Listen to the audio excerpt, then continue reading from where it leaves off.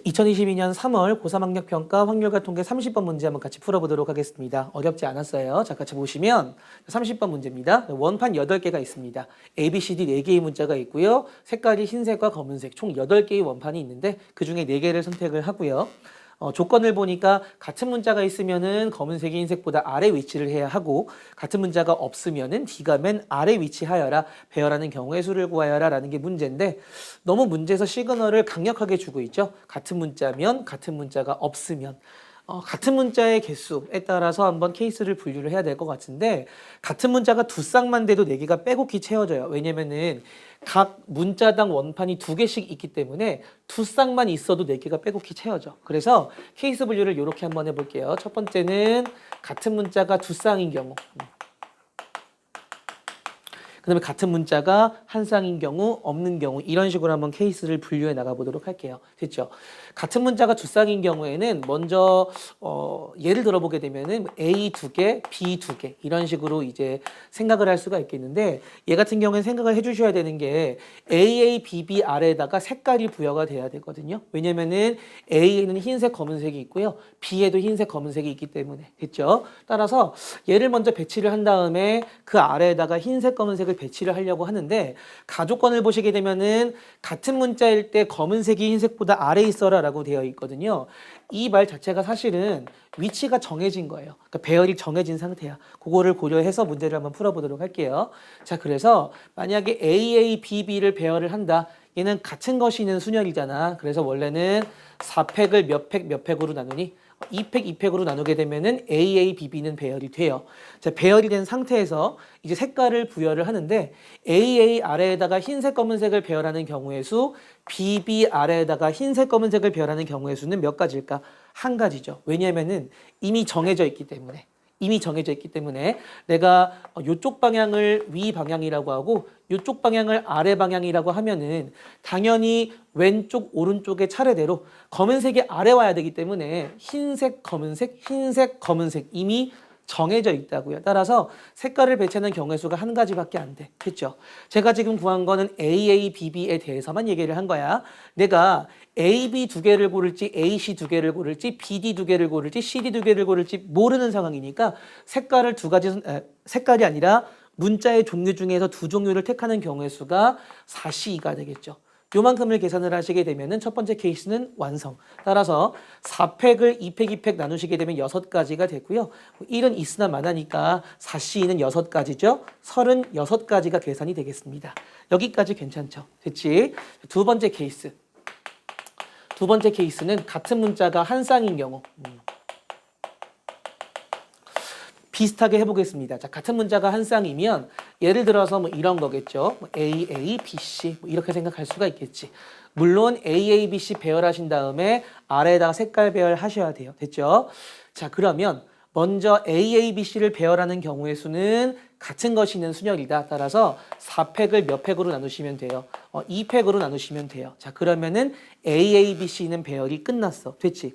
자, 이 상태에서 이제 색깔을 부여를 하셔야 되는데 이 AA 아래에다가 흰색, 검은색을 배열하는 경우의 수는 정해져 있기 때문에 한 가지야. 왜냐하면은 검은색이 흰색보다 아래 위치해야 되기 때문에 무조건 이쪽을 위 방향이라고 하면은 흰색, 검은색이거든. 한 가지.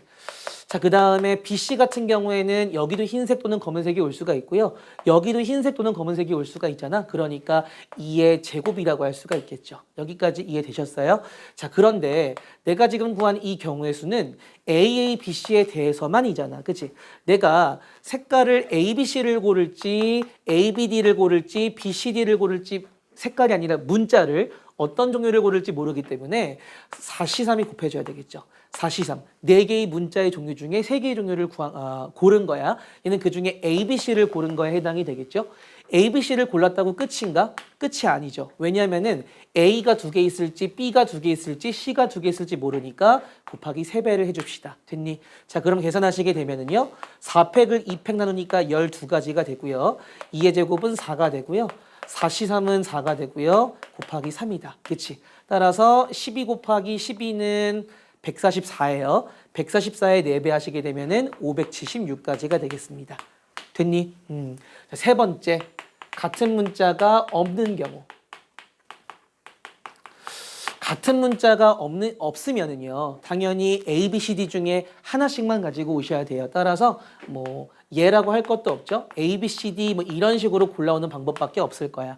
이해됐죠? 자, 그런데 이 경우에는 나 조건을 보시게 되면 반드시 D가 맨 아래에 있어야 되기 때문에 얘는 고정이 되어 있는 상황이에요. 됐니? 자, 그러면 이 문자를 배열하는 경우의 수는 당연히 3팩토리얼이 되겠죠.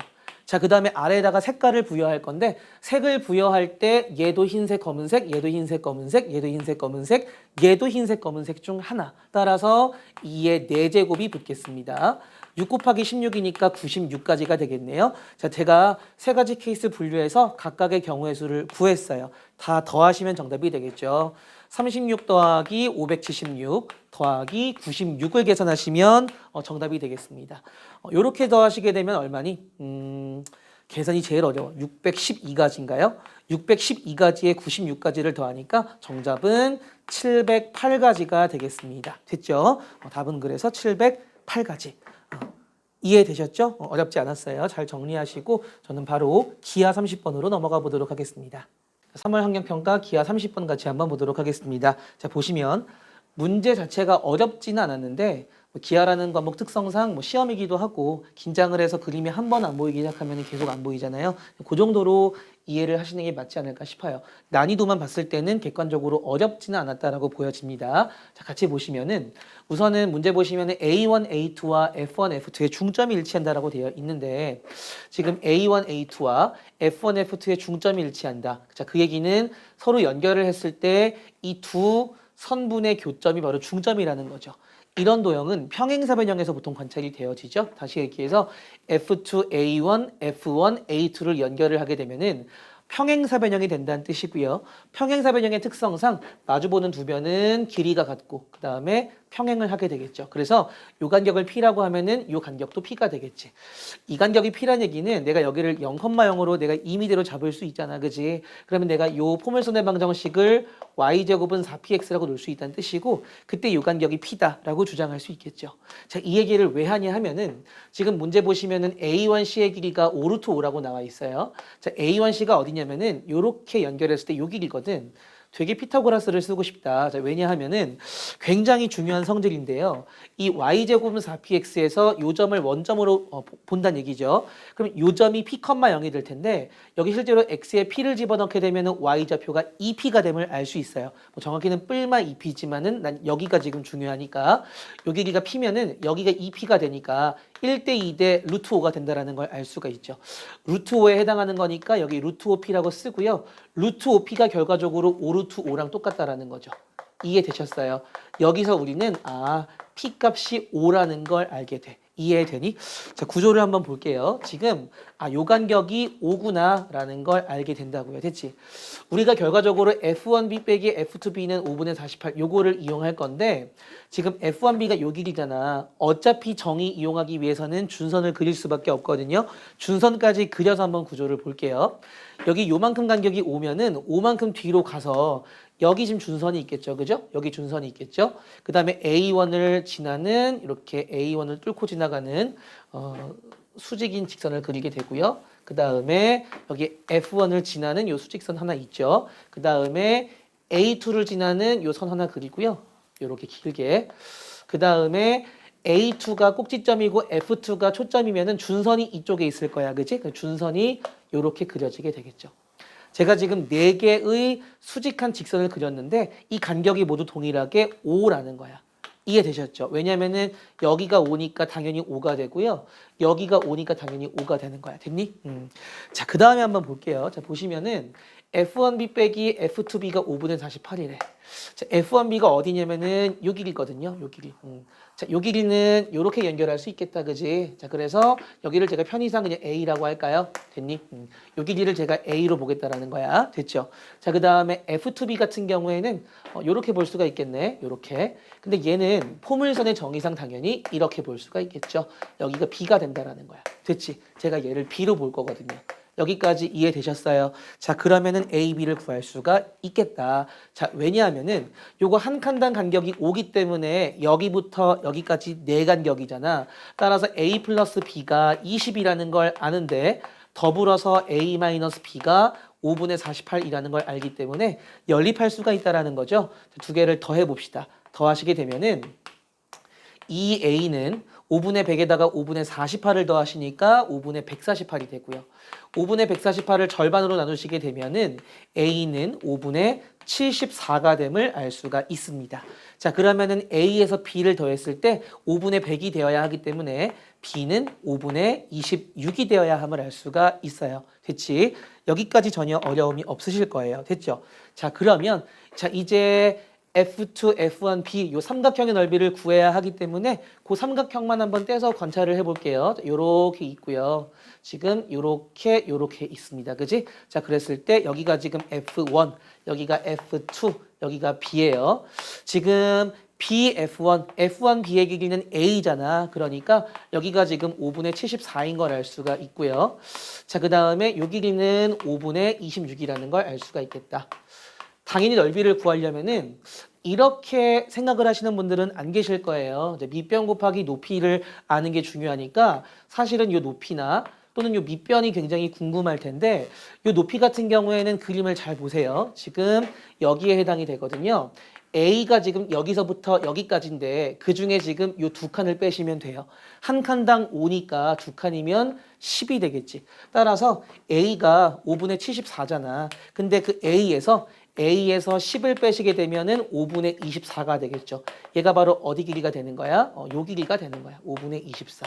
됐죠? 자, 이렇게 써놓고 나니까 5분의 24, 5분의 26. 어때? 요거 몇 대 몇이니? 12 대 13이죠? 그러면은 5 대 12 대 13이 되는 게 맞겠지? 맞죠? 따라서 요 길이는 얼마가 될까요? 어우, 헷갈려라. 12 대 13 대 5. 그러면 여기가 2가 되나요? 2 맞나? 그쵸? 2 되면 맞나요? 그럼 5분의 10이니까 5 대 12 대 13 되죠. 맞지? 오케이. 요렇게 된다. 자, 그러면 이제 요 길이만 알면 되겠는데 5분의 74랑 5분의 24 아니까 피타고라스로 구하시면 돼요. 자, 그래서 요 길이 x라고 하고 한번 구해봅시다. x제곱은 5분의 74의 제곱에서 5분의 74의 제곱에서 5분의 24의 제곱을 빼시면 돼요. 이걸 설마 직접 다 74의 제곱을 계산하시는 사람은 없겠죠. 자, 5의 제곱분의 74의 제곱에서 24의 제곱을 빼시면 합차 공식이니까 74 빼기 24, 74 더하기 24 이렇게 될 거야. 됐죠? 자, 그러면은 5의 제곱분의 50은요. 2잖아. 그럼 2에다가 98 곱하니까 196이 된다고. 자, 제곱해서 196 되는 거 누구 있습니까? 14 있죠. 따라서 요 길이가 14가 됨을 알 수가 있겠다. 끝났네. 자, 넓이 S 구합시다. 자, S는 이제 밑변은 얼마예요? 16이 되겠죠? 16에다가 높이 5분의 24 곱하기 2분의 1인데 자, 문제 보시면 몇 S 구하라 그랬니? 10S 구하라 그랬을 거야. 그래서 여기다 곱하기 10배 하시면 정답이에요. 됐지? 이렇게 약분되면서 16 곱하기 24가 정답이 되겠네. 계산하시면은 384가 정답이 되겠습니다. 됐죠? 자, 그래서 각각의 조건이 요구하는 포인트가 굉장히 명확해요. 그래서 어렵다고 볼 수는 없는 문제인데 아무래도 좌표축이 없기도 하고 어떤 좀 기준이 되는 부분들이 안 보이다 보니까 조금 그림에서 좀 헤매지 않았을까 싶은 생각이 들어요. 문제 자체는 어렵지 않았고요. 29번 굉장히 쉽고 28번도 조금만 생각하면은 그 각Q가 90도라는 것만 이용하면은 그렇게 어렵지 않게 푸실 수 있거든요. 잘 한번 고민하셔가지고 피드백 잘 하시길 바라겠습니다. 자, 이로써 3월 학력평가 해설 강의는 마치도록 하겠습니다. 모두 행복하세요. 안녕.